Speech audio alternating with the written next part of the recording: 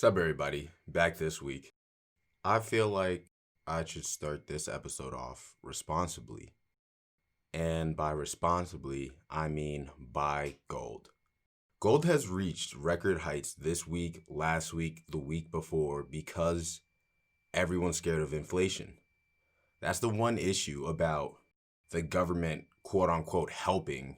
Constantly pumping money into the economy is only devaluing the dollar. And because of that, if you're really going to save money in any facet, you should be doing it in gold. Because that is going to preserve its value with little fluctuation for as long as this pandemic goes. Having commercial banks just hold on to your money in this time is probably the dumbest thing to do. The earnings show that many of them have no idea what to do. They're incapable of weathering this storm because no one's ever seen this storm before.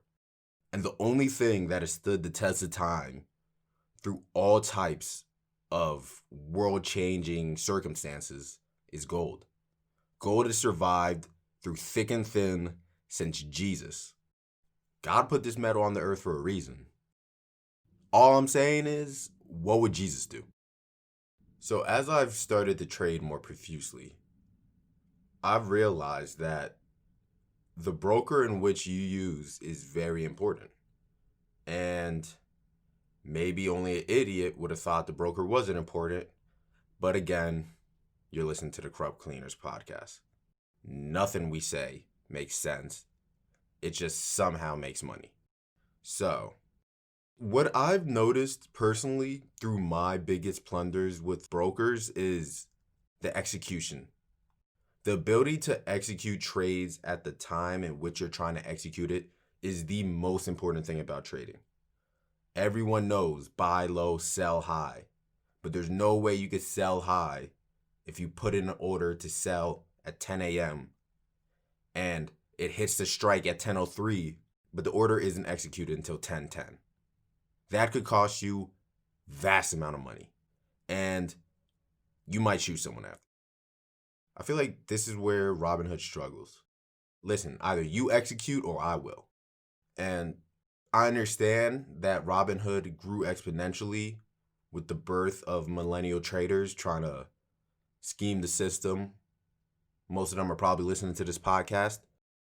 But money is the one spot where anything that could inhibit you preserving as much money as possible is something we could do without.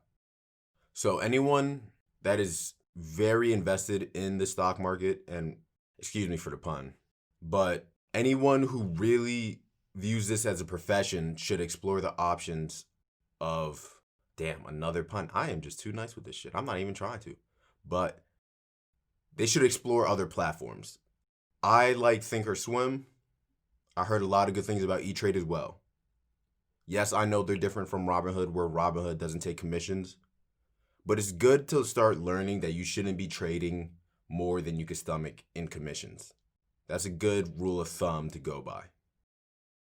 Before we recap these wild last 2 weeks, I think I should just lead off with what to come next week. So, a lot of big companies are coming out. Clorox, Chegg, Square, they all release earnings next week. I'm invested in all of them. I view the upside as a layup, honestly. I don't think this is boom or bust. This isn't a three-pointer from Steph Curry beyond the arc. Clorox. You gotta clean yourself. You gotta clean your house. This COVID shit is real. A lot of people got it. A lot of people died. A lot of people didn't die that we wanted to. But at the end of the day, they all use Clorox. And that's what you should too. Because this stock is gonna report at least through the web online sales and maybe in-store sales through different grocery stores and Walmarts, they're going to have a good quarter. There's no way through sales alone they'll have a good quarter. Maybe projected sales growth might be bad, so that might negatively affect the stock. Highly doubt it because it rose $2 on Friday, another $1.20 in the after hours. I don't see the stock going anywhere as long as we're in a pandemic. Or honestly going anywhere anytime soon just because the world is more conscious of health issues. Chegg. The reason I'm behind Chegg is because the online world is booming. And The domain that many people want to refuse as a part of the online world, but we're going to have to accept anyways, is online learning. And I think it's horseshit. And personally, I would have dropped out of college and just got a job. But for those in high school, those in middle school, you can't necessarily drop out. You can't necessarily say the value of this education isn't worth the online hassle. Not yet. You're too low of a level. There's too much to learn. And that's where Chegg is going to dominate. Chegg has already been expanding its platform. Chegg went from, at least in my days, somewhere you get your homework solution so you don't have to waste time with bullshit so you could go out partying. But now they have textbooks, apparently. Apparently they always had textbooks. I don't know. I'm a cheater. That's why I trade stocks. You should know this by now. Corrupt Cash Cleaners Podcast. But apparently they're expanding different services. Apparently they're including tutoring. Apparently they're licensing deals with different schools and institutions. Chegg is making all the correct plays to become a major factor in the educational system for years to come. And I would keep an eye on them. And Square. Well, digital commerce has been going up, as we all know. You need to pay for things. Square's going to come in phenomenally. This is another Jack Dorsey company. He got this one better off than Twitter. Don't know how. For this company of his, I feel like he spent less time tweeting and more time getting things squared away. And it's shown. All right, now for a quick recap of the last 2 weeks. I know. I took last week off. A lot of earnings were coming out. I had to be strategic. I had other things in the works. I got some other projects coming out through Unlimited Era Entertainment. You should definitely check them out. I'll let you know when they drop. But it's just sometimes going head in and trading isn't always the best, even in a time of earnings. There's a lot of hysteria around the COVID-19 virus the last 2 weeks opposed to this week. And because we had slow temporary resurgences in different states, I understand hotspots are real, illnesses are real. And because of that, it started affecting the market even with good earnings. Anything not software was viewed as liability because you don't have to worry about the health of software. You don't have to worry about the health of the individuals in the transaction of software, opposed to practically anything physical. And that's why sometimes you have to look at how the world is reacting along with the stock market and along with the economy to correctly figure out what to do. And even in times of, hey, look how big my bag was this last quarter, it still may not be correct for you to throw money in it too.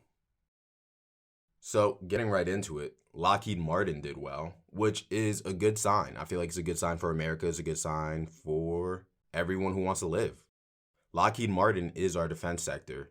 And if they were to struggle, that would be concerning.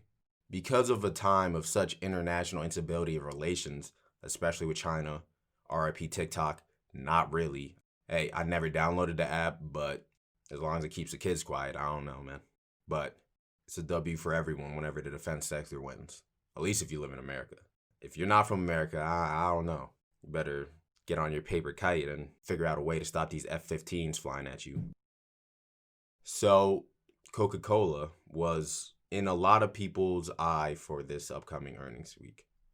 We needed to see how the business was going to change. We needed to see how much the business was affected from the virus. And I feel like they did a good job painting the picture that the worst is past us. And that's exactly what their CEO said.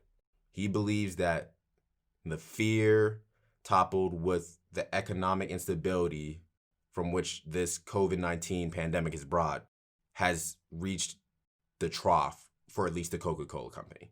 A company with such money and resources and intelligence, they are going to find a new way to play up their digital business, to play up their distribution, to make themselves a factor in this post-pandemic world the same way Pepsi was able to hit the ground running. And I do believe Coca-Cola is taking all the right steps forward. So, crack one. It's going to be a good summer. So I feel like this is the most obvious play that no one really thought about during this pandemic, and I'm so mad about it. Obviously, Home Depot and Lowe's are killing it. Their stocks have rose exponentially throughout this whole pandemic. I know many other companies have done the same, but the difference is there's true economic reinvestment into bettering your house. There's true day-to-day people spending money in home improvement opposed to just a minute few making large purchases, keeping businesses afloat. If you're going to spend at least 8 hours a day, every day in your house, you're going to want to make your house as livable as possible. You're going to notice all the areas where you could redo the paint, where something's cracked, chipped, needs to be aligned. You need to do align. Working is hard. Work faster. Work smarter. Adderall. I'm hearing providers of wood are only providing to contracted customers because they're running out. Because so many people are ordering doors and different railings for little porches and stuff they're trying to build through outdoor projects. Home Depot and Lowe's are going nowhere, and if anything, just like Clorox, they might have reestablished the importance in our minds of why we need these companies. And this pandemic has done a good job. I go out, I like being social. That stuff is dead. You're starting to realize the foundations of America. And one of the foundations, one of the pillars that holds true to this day is your home, a physical home. And as long as we're still living in those, I see Home Depot and Lowe's going up through the roof. Real quick on Chipotle, their digital and e-commerce business is keeping them afloat. They're using a burrito as a life raft. Their digital sales were up 200% this last quarter, made up 61% of their Q2 sales. That means way more people are hitting that app, that website, than standing in line in the companies. And that's telling, that's good because that means they're selling, but having foot traffic is unparalleled. So many decisions are made of where to eat on the go, on the fly, than opposed to sitting on an app, trying to figure out who would make it most convenient to you. And I still believe in Chipotle. I would invest in Chipotle just because they're showing they can make it through any economy. But if you're getting carried by online sales for a food company, that's just a sign of how weak that industry is right now. Because nothing is more of an in-person experience than food. LVS lost the worst out of anyone who released earnings these last 2 weeks. The street estimate was for $500 million from them in revenue. They got 98 million from $500 million in revenue. They couldn't even get to $100 million in revenue. And that would have still been 5 times lower than what they projected. That's how rough Vegas is right now. Foot traffic, again, doubling down. There's only so much you could do without physical people doing physical things to secure physical business. And I love Vegas. I hope it resurrects because I'm taking a lot of this Robinhood money and I'm about to fuck that strip up. The strip club, the strip street, chicken strips, I don't care. I'm about to fuck up all the strips. But hopefully they could weather the storm until we get there. Las Vegas Sands showed they're playing with quicksand, not beach sand. Real quick, as we expected, Big Tech killed it. After testifying, Alphabet, Amazon, Apple, Facebook, all killed it. Alphabet is the only company whose shares actually went down. Their numbers were okay, but they've experienced a decline in sales and ad revenue, so their stock took a little tumble. While Facebook, Apple, and Amazon the future is clear. It's the big tech, it's the big four, it's the big 5, 6, whatever other companies, Alphabet, Microsoft, whoever you want to throw in there. And people were nervous about that because why should we put so much valuation into 6 companies when there are thousands in America?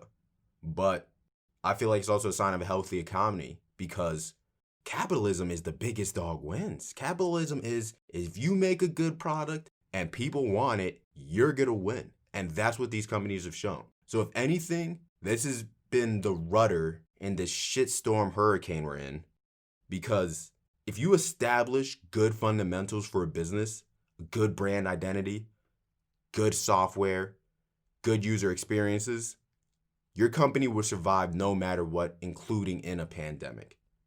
The world may be ending, but it's going to end with an iPhone in your hand. All right, guys, thanks for another episode. Get out there, trade hard, pull out quick. In the stock market, in the pussy market, every market, you should pull out pretty fast. If you lose money, it's not my fault. If you make money, you know who to give credit to. I'm just another fool out here telling it how it is. Peace, guys.